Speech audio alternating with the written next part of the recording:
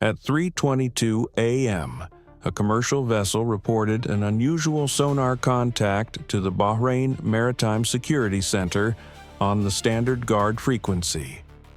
The vessel was the MV Adriatic Star, a 120-meter general cargo ship transiting the southern Persian Gulf on a standard Oman to Kuwait routing. The first officer who transmitted the report had 22 years of experience in Gulf waters.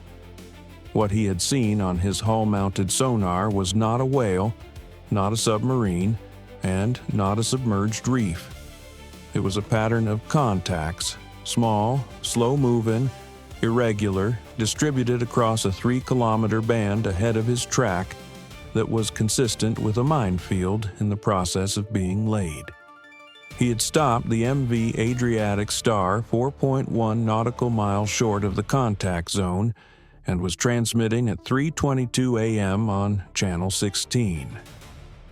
The Maritime Security Center logged the contact at 3:23 a.m. and transmitted to NavCent. The watch officer at NavCent looked at the position report: 26 degrees, 44 minutes north, 53 degrees, 52 minutes east, southern Persian Gulf, the Keshem Island approaches, and at the time, 3:22 a.m. She checked the P-8, a surveillance tasking for the southern Gulf. The P-8A on the eastern sector orbit had passed over the Keshem approaches at 2:47 a.m.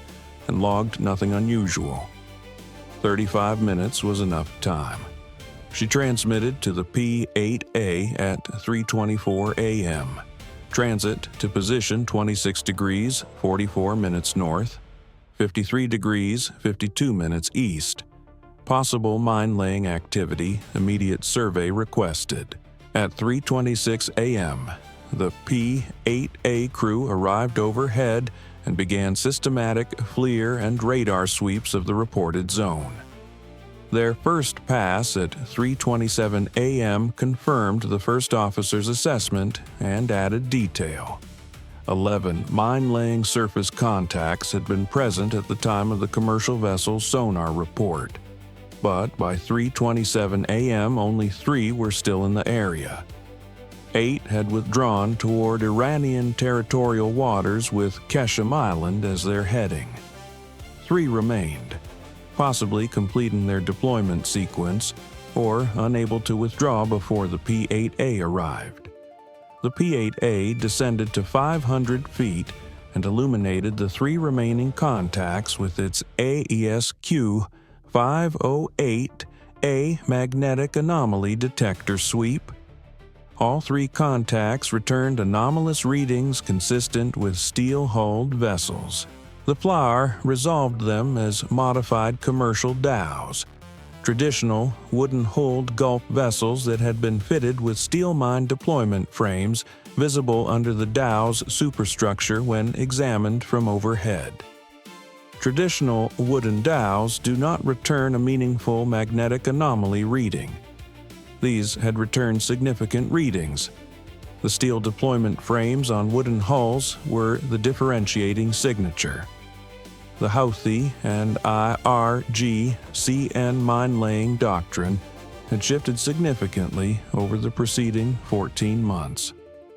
The first-generation approach, using purpose-built naval mine-laying craft with identifiable naval profiles, had been addressed by coalition countermine operations. The second-generation approach, using converted commercial craft, was harder to distinguish from legitimate commercial traffic until the vessel was actively laying mines. The dhow conversion was third generation, a vessel type that was visually and electromagnetically consistent with a commercial craft until it was doing exactly what these 3 were doing, at which point the magnetic anomaly from the steel deployment frame made the conversion visible from a P-8A with the right sensor. The intelligence assessment of the third-generation approach had been produced 8 months earlier. The assessment had identified the magnetic anomaly differential as the distinguishing characteristic. A wooden-hulled dhow with a steel mine deployment frame would return a distinctly different magnetic signature than a wooden-hulled dhow without one, detectable by the P-8A's ASQ-508A magnetic anomaly detector at low altitude. The assessment had been used to update the P-8A's operational procedures. Gulf surveillance passes now included MAD sweeps of commercial dhow concentrations in areas of historical mine-laying activity. The update had been in effect for 6 months. Without that updated procedure, the P-8A crew at 3:27 a.m. would have seen dhows and logged them as commercial traffic. With it, they saw dhows, ran a MAD sweep, and got 11 positive anomaly readings where 11 wooden hulls should have returned near zero. The first officer of the MV Adriatic Star had seen the sonar contacts before the dhows finished their deployment. His report had given the P-8A crew a 40-minute detection lead. Without that report, the dhows would have finished and withdrawn before the next scheduled surveillance pass. The P-8A transmitted the contact assessment at 3:29 a.m. 3 modified commercial dhows actively laying mines in international waters, position confirmed, 8 additional contacts withdrawing toward Kesham Island.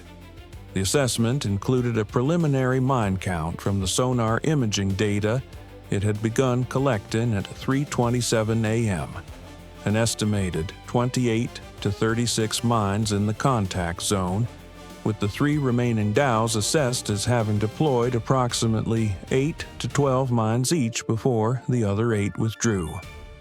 Total estimated field, 52 to 68 mines across a 3.1-kilometer band in the southern Persian Gulf's primary commercial transit corridor. A minefield of this size and this position would effectively close the southern Gulf commercial route for a minimum of 36 to 72 hours of MCM operations. Even after Navicent declared a mine threat warning, the clearing time would be measured in days, not hours. The commercial transit disruption would affect not just southbound traffic, but the return northbound corridor, compressing available routing into the less used western lane and dramatically increasing transit times and insurance risk assessments for every vessel in the northern Indian Ocean with a Gulf destination.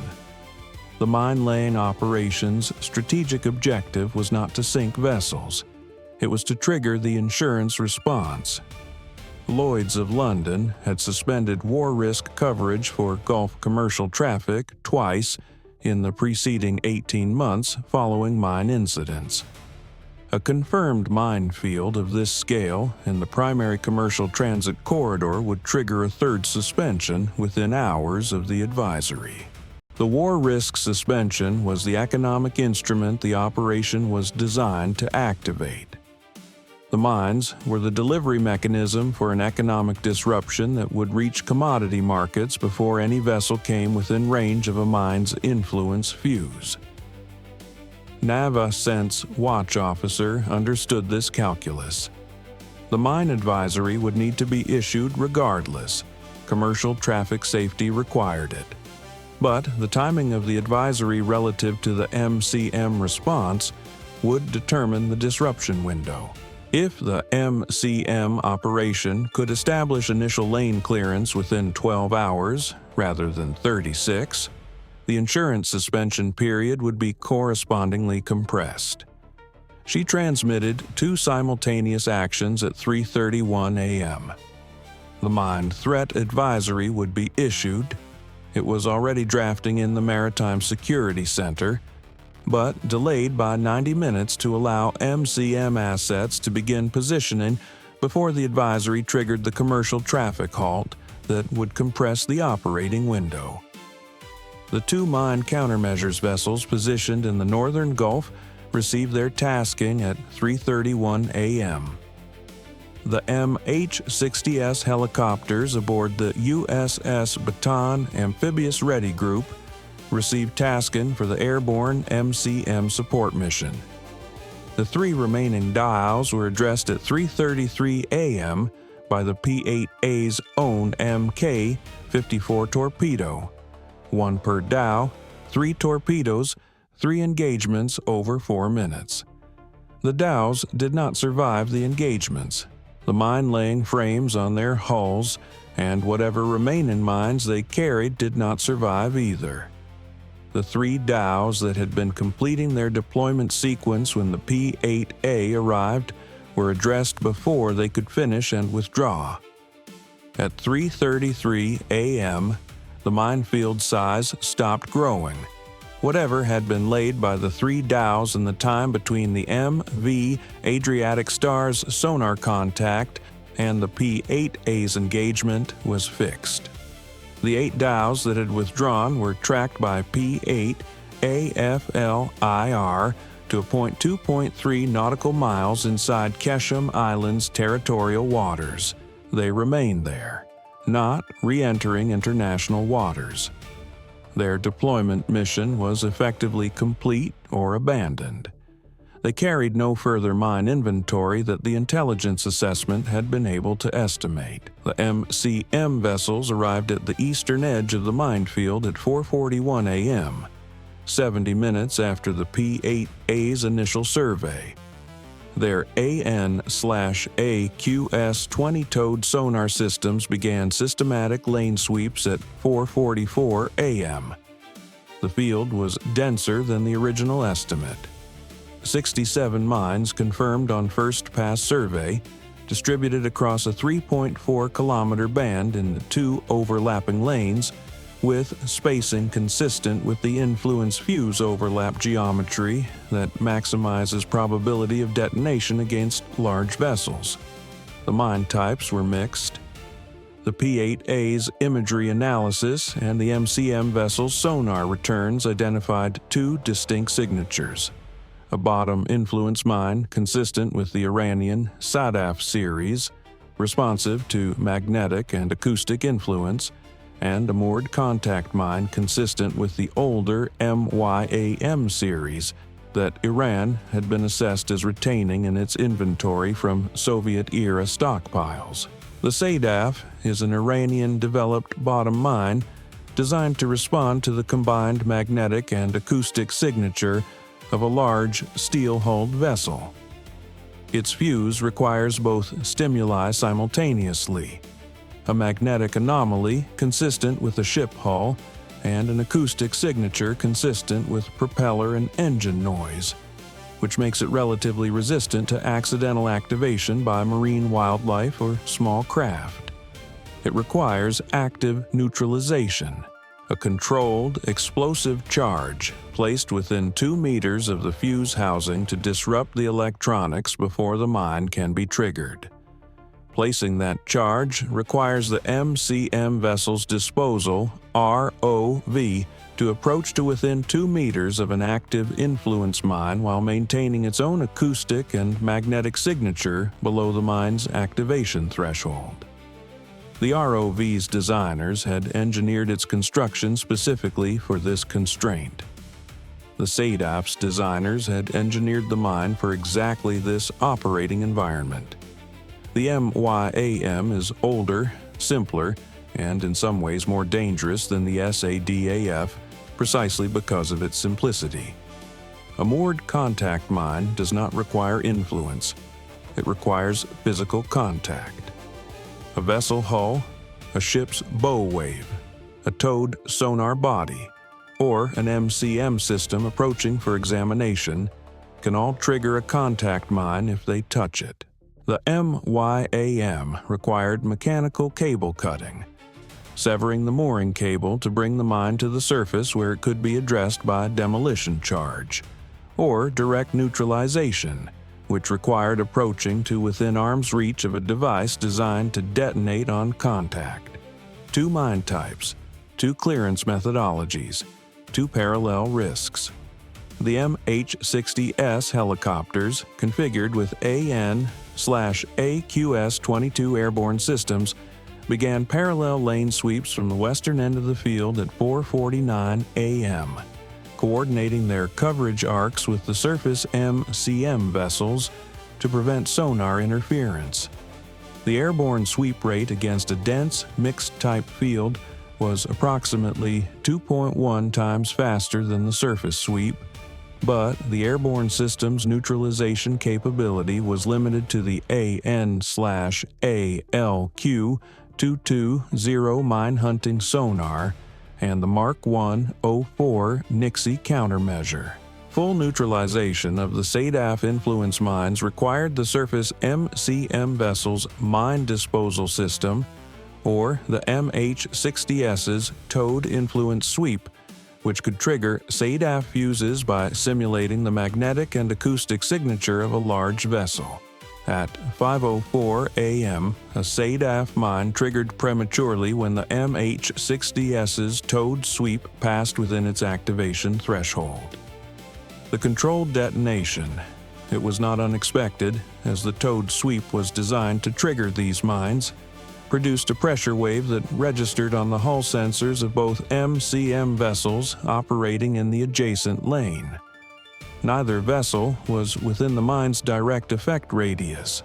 Both continued operations. A second SADAF triggered at 5:11 a.m. when the surface MCM vessel's mine disposal ROV approached for neutralization charge placement. The disposal ROV's approach was standard procedure.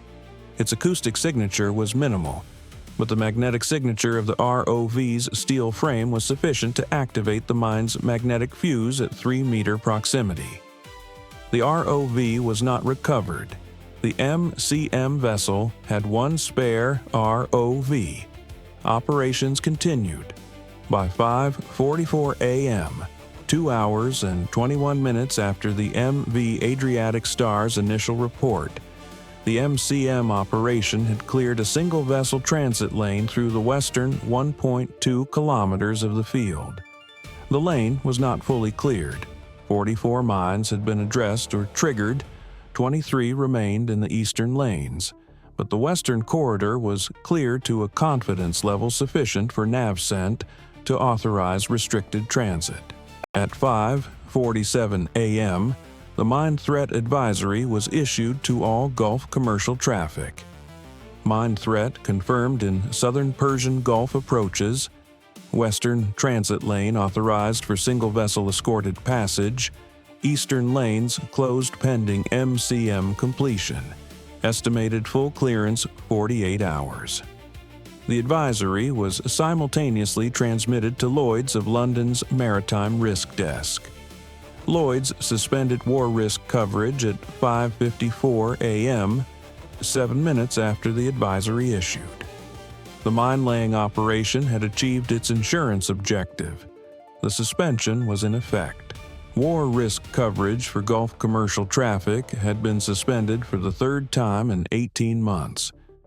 What the suspension covered was different from the previous two incidents. The first previous suspension had lasted 31 days. The second had lasted 11 days. The MCM operation that was currently clearing the field at a rate of 3 to 4 mines per hour had an estimated completion timeline of 48 hours for full clearance, which would make this the shortest war risk suspension in the 3 incidents by a factor of 6. The commercial disruption window the mine-laying operation had been designed to produce was measured in days, not hours.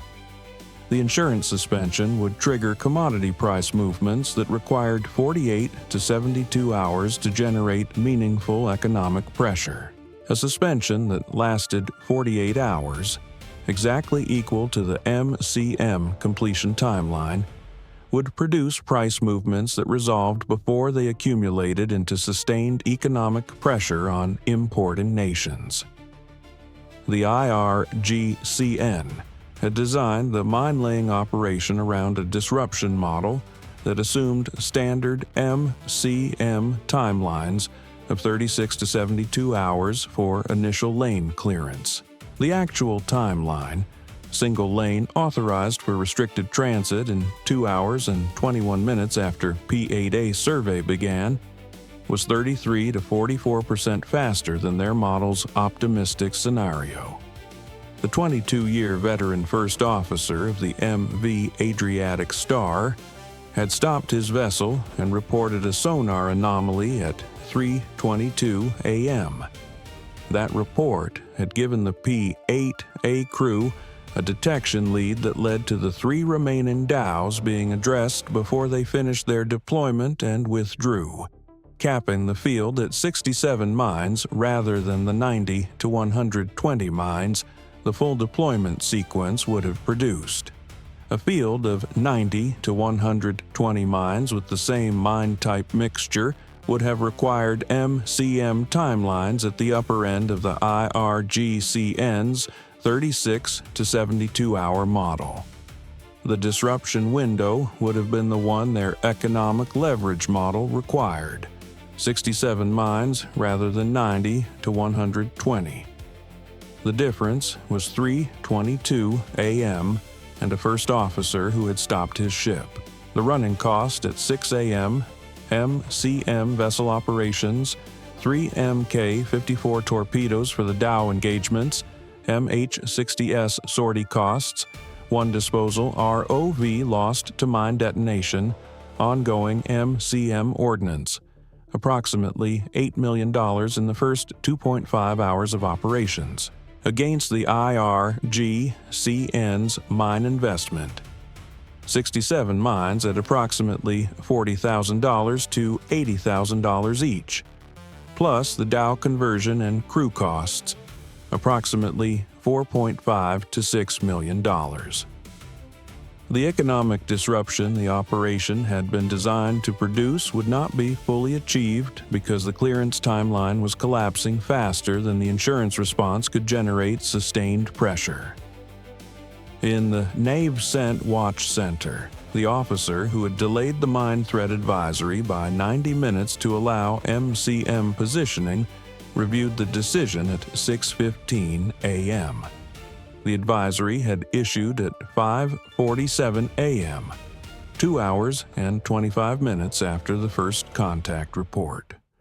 The western lane had been authorized for escorted restricted transit simultaneously with the advisory. The standard protocol was to issue the advisory as soon as a mine threat was confirmed. She had delayed it to improve the MCM position before the commercial traffic halt compressed the working window. The decision had been made at 3:31 a.m. with incomplete information and had produced the outcome she had assessed as most likely. She documented her reasoning in the shift record at 6:16 a.m. The decision was reviewable. The 90-minute advisory delay would be examined in the post-operation review. The outcome was documented alongside the decision. She marked the record current and returned to the watch. At 7:14 a.m., 6 mines remained in the eastern lane. The MCM vessels estimated completion of the eastern lane clearance by 11:00 a.m. Lloyd's war risk coverage restoration would follow confirmation of full clearance. The insurance suspension, at current trajectory, would last approximately 5 hours and 20 minutes. The IRGCN's operation had been engineered for a minimum of 36 hours of economic leverage. The MCM response was delivering 5 hours and 20 minutes. The southern Persian Gulf commercial route was restricted, not closed, and it was getting more open every 3 to 4 mines. Time from MV Adriatic Star initial contact report to first lane authorized for restricted transit, 2 hours, 25 minutes. IRGCN mine laying operation, 11 modified commercial dhows, 8 withdrew before P-8A arrival, 3 addressed by P-8A at 3:33 a.m. Estimated total mines deployed before P-8A engagement, 67 confirmed on MCM survey. Estimated target deployment if operation had completed without interruption, 90 to 120 mines. MCM operations, 2 surface MCM vessels, 2 MH-60S airborne MCM helicopters. Mines addressed or triggered in first 2.5 hours, 44 of 67. Single western lane authorized for restricted escorted transit at 5:47 a.m. Full clearance estimated 11 a.m. Equipment losses, 1 MCM disposal ROV. No personnel incapacitated. Commercial disruption, Lloyd's war risk suspension issued 5:54 a.m. Estimated restoration following full clearance at 11 a.m. Suspension duration, estimated 5 hours, 6 minutes. Previous incidents, 31 days, 11 days. Total U.S. and coalition MCM engagement cost, approximately $8 million. IRGCN mine-laying investment, approximately $5 to $7 million including dhow conversions. Exchange ratio, 1.1 to 1, the most cost-symmetric engagement in the theater's operational record. The difference was not in the exchange ratio. It was in the disruption achieved versus disruption intended. The first officer of the MV Adriatic Star was not a military officer. He had not been trained in mine threat identification. He had been trained to know the Southern Gulf from 22 years of transiting it, and to stop when something looked wrong, and to report it. What he had seen at 3:22 a.m. had looked wrong. He had stopped. He had reported. The field that was designed to last 36 hours was being cleared in 5. The decision chain that produced that outcome traced directly to 3:22 a.m. and a commercial vessel's first officer who had picked up his radio. At 11:07 a.m., the last mine in the eastern lane was confirmed neutralized. The MCM vessels transmitted clearance confirmation to NavCent at 11:09 a.m. The mine threat advisory was lifted at 11:14 a.m. Lloyd's of London restored war risk coverage for Gulf commercial traffic at 11:21 a.m. The total suspension had lasted 5 hours and 27 minutes. Commercial traffic resumed transit of the Southern Gulf route at 11:24 a.m. The MV Adriatic Star, which had been holding at position 26 degrees 44 minutes north since 3:22 a.m., received its clearance notification and resumed transit at 11:26 a.m. Its first officer logged the event as a standard incident report. He estimated that his decision to stop and report had taken approximately 45 seconds from the first anomalous sonar return to his hand on the radio. He did not consider this decision remarkable. He considered it seamanship.